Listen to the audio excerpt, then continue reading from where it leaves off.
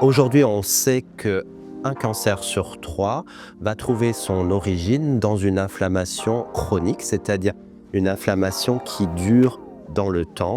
Donc, il est essentiel de comprendre l'origine de cette inflammation chronique qui conduit au cancer. Les cellules de notre corps, lorsqu'elles sont dans un environnement qui va les stresser, et l'inflammation fait partie de certains de ces stress, ces cellules vont réagir en développant donc des modifications de leur ADN, et derrière, ceci va entraîner leur transformation en cellules cancéreuses.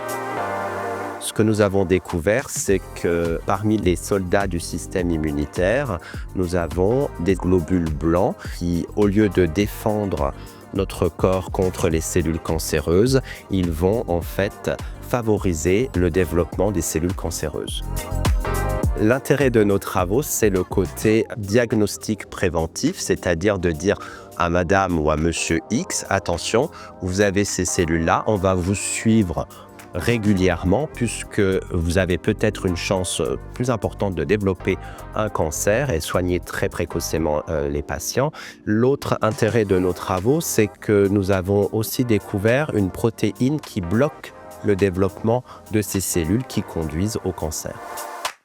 Ces travaux ont été rendus possibles grâce à la Ligue, grâce donc aux différents comités qui nous soutiennent depuis 2016, ce qui nous permet donc d'acquérir un certain nombre d'équipements, de machines et essentiellement aussi de réactifs, donc qui nous permettent d'être à la pointe de l'innovation aujourd'hui, et donc on les remercie chaleureusement.